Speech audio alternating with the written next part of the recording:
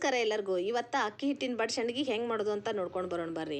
ಅಕ್ಕಿನ 3 ದಿನ ನೆನೆಕಿಟ್ಟು 3ನೇ ದಿನ ಸ್ವಚ್ಛಗೆ ತೊಳ್ಕೊಂಡು ದೋಸೆ ಹಿಟ್ಟಿನ ಅದಕ್ಕೆ ನುಣ್ಣಗೆ ರುಬ್ಕೋಬೇಕ್ರಿ. ಆಮೇಲೆ ರುಬ್ಬಿದ ಹಿಟ್ಟನ್ನ ಅಳತಿ ಮಾಡಬೇಕು. 1 ಗ್ಲಾಸ್ ಏನಾರ ರುಬ್ಬಿದ ಹಿಟ್ಟಿತ್ತಂದ್ರೆ ಅದಕ್ಕೆ 5 ಗ್ಲಾಸ್ ನೀರನ್ನ ಒಂದು ಡಬ್ರ್ಯಾಗ ಹಾಕಿ ಕಾಯಕ್ಕಿಡಬೇಕು.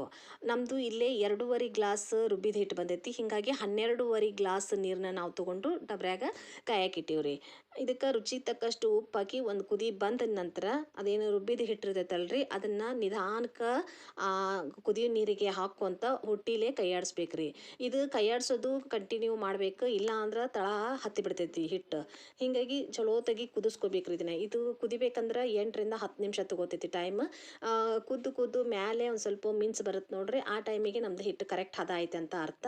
ಒಂದು ಸ್ವಲ್ಪ ಅಳಕಾಗಿನ ಇದ್ರೆ ಕನ್ಸಿಸ್ಟೆನ್ಸಿ, ಆಮೇಲೆ ಆರಿದ ಮೇಲೆ ಇನ್ನೂ ಸ್ವಲ್ಪ ಗಟ್ಟಿ ಆಗುತ್ತೆ.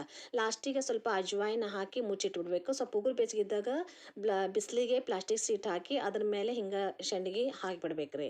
ಸ್ವಲ್ಪ ದಪ್ಪನ ಹಾಕಿರ್ಬೇಕು. ಆರಿದ ಮೇಲೆ ಇವು ಭಾಳ ತೆಳ್ಳಗಾಗ್ತಾವೆ. ಎಣ್ಣೆಗೆ ಹಾಕಿ ಕರೆದ್ರೆ ಮಸ್ತ್ ಕ್ರಿಸ್ಪಿ ಆಗ್ತಾವೆ, ಭಾರಿ ರುಚಿ ಆಗ್ತಾವೆ. ನೀವು ಮಾಡ್ಕೊಂಡು ತಿಂದು ಹೆಂಗಾಗಿತ್ತು ಅಂತ ನನಗೆ ಕಮೆಂಟ್ ಮಾಡಿರಿ.